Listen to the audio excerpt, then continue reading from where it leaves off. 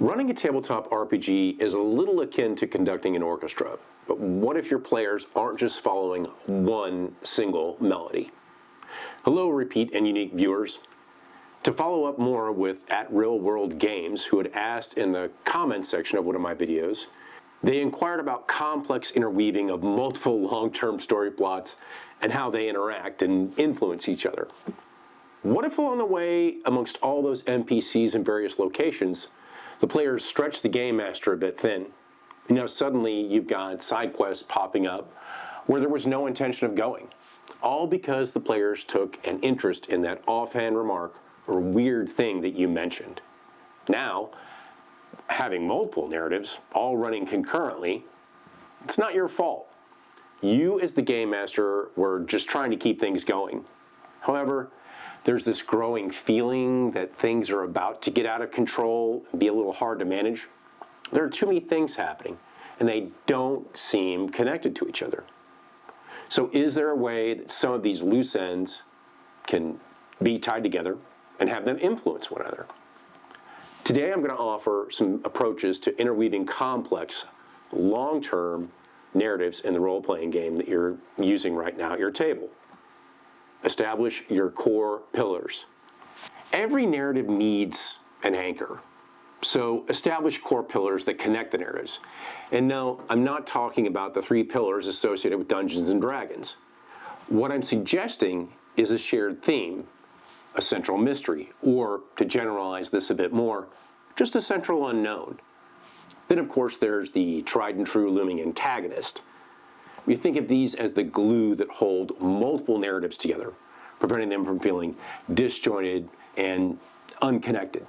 In a game world built around tension between magic and technology, one narrative could follow a rebellion against the ruling magocracy, while another one involves uncovering lost pre-magical artifacts. Both seem separate, but over time the players discover that the uprising is being fueled by factions seeking to control the lost technologies. This links the 2 arcs together. This suggestion has merits in that the core pillars prevent a campaign from feeling like a collection of unrelated quests. They give the players a sense of purpose and ensure that regardless of the direction that they meander off into, the world starts to feel a little more cohesive and more interconnected. Does every minor side job require some connection to this concept of core pillars? No. If they did too much, it would feel a little bit too contrived. However, even minor references or inclusions, core pillar concepts, can help to reinforce verisimilitude. Overlapping character ties. Both player characters and non-player characters can act as the threads that help weave the fabric of your narrative together. Perhaps the noble family funding the rebellion is also backing an expedition to recover lost technology. Maybe an ally in one part of the narrative becomes the enemy in another. When players realize and see that their choices affect multiple narratives at once, begins to generate the feeling that they are shaping a narrative world, and one that's living. The players are working with a powerful merchant lord who offers them a lucrative job. Over time, they discover he's also smuggling dangerous magic relics. This could be in connection with a cult and seemingly unrelated storyline. Now, do they continue working for him for wealth and resources, or do they take him down and risk losing a valuable an ally? When narratives are connected through NPCs, the player characters' actions, and the world begins to feel a little bit more dynamic rather than just set and static. Players could feel that they're affecting genuine relationships and not just moving from one disconnected discussion to another, from one quest to another. Cascading consequences.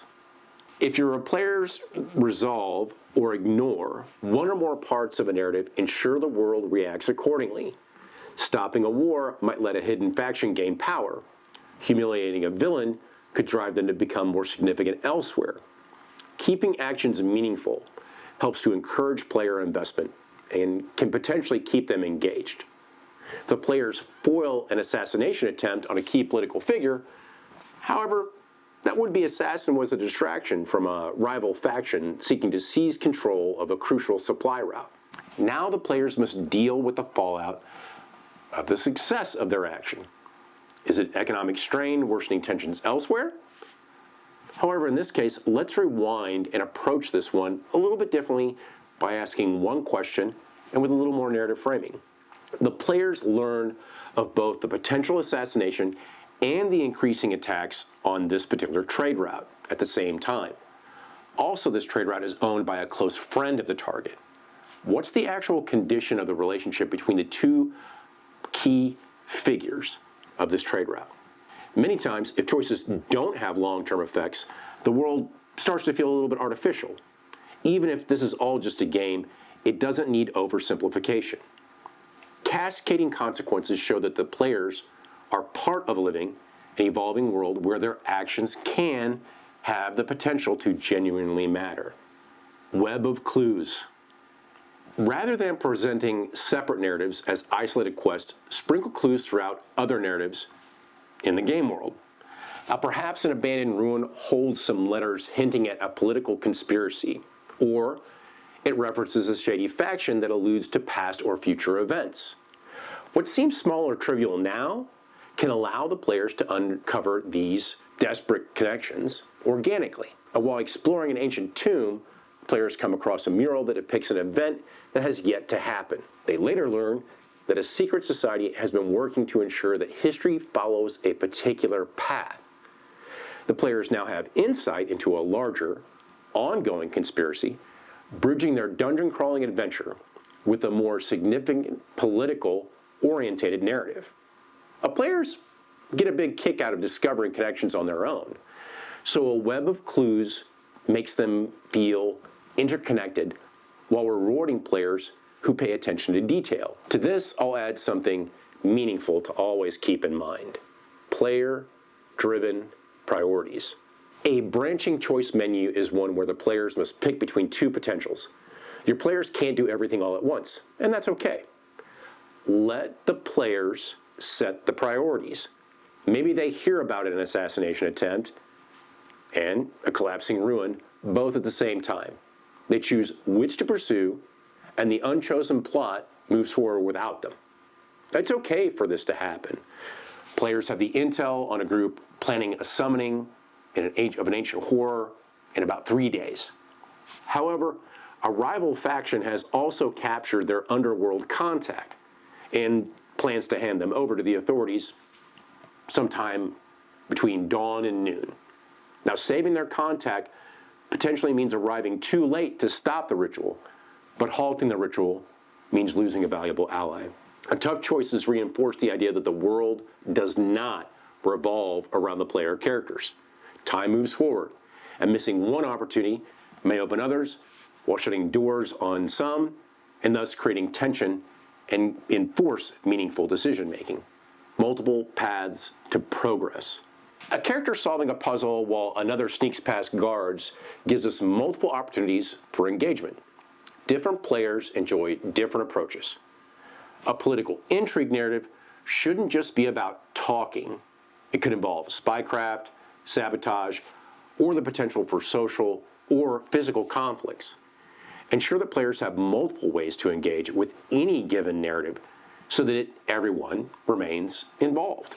The players need to retrieve a ledger containing incriminating evidence against a senator, so they could steal it during a masquerade ball, social and stealthy play, with the potential for combat or blackmail. One of the senator's aides could be that blackmail target, intrigue, and persuasion.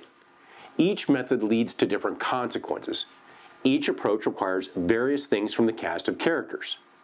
A diverse group of players means that the play styles get mixed with offering of multiple ways to engage with the narrative, increasing the opportunity that all players feel like they have a chance to contribute meaningfully. Echoing themes. Even if your narrative seems unrelated on the surface, you can tie them to others through shared themes and motifs. Now, perhaps a war narrative explores loyalty while magic corrupts, questions the cost of power. When different narratives resonate thematically, the world feels cohesive. A narrative about a kingdom's descent into tyranny, mirroring a character's personal narrative, where the player and the character struggle with temptation and the power of forbidden magic? Can you see the similarities there? Both can ask similar questions, such as, how far should anyone go for the greater good? What happens when you get what you want? Thematic resonance can enhance a campaign's emotional depth. When different narratives reflect similar ideas, players can engage with them in a more meaningful way, tracking it all. Keeping track of multiple narratives can get a little overwhelming. So my first suggestion is to use a living timeline to help keep track of key events, NPC movements, and significant shifts in the imagined world. That way everything stays dynamic but manageable. You've likely heard of relationship maps before, so use them. And there are also clocks and tracks. A couple of game mechanics from other games to use as tools as well. When a villain has a long-term goal, track their progress even when the players aren't interacting with them. Perhaps they're gathering allies, spreading misinformation, or establishing new bases. This ensures that when players return to an old narrative, things have developed. Now, proper organization prevents inconsistencies and helps maintain engagement. A living timeline tracks events to help the world feel organic and ever-changing, sometimes based on the connections that come from the players themselves. If they suspect that two narratives are linked, even if you never planned it, consider ways that you can weave parts or all of their theory into the game.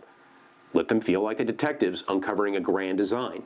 Your players believe that the corrupt merchant they've been dealing with is secretly funding a cult. You haven't planned this, but it's a pretty good idea. So, lend it some truth.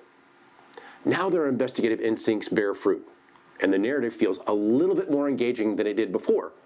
When players get that feeling of discovery, what we're doing is we're tapping into that dopamine hit that can encourage more engagement. When their theories turn out to be right or close to it, they feel more invested in what's happening. Ultimately, running multiple narratives is an art. It's not a science. And as I've said before, players are always going to surprise you. So let the choices they make shape the game. Adopt new and unexpected connections, and watch as the world becomes more significant than it was first imagined. So do you have experiences juggling multiple narratives in your games? Share your favorite moments in the comments below. Like, dislike, and subscribe, as I always say, at your discretion. And, like the spider in the center of its web, always be ready to feel the tug in its various strands.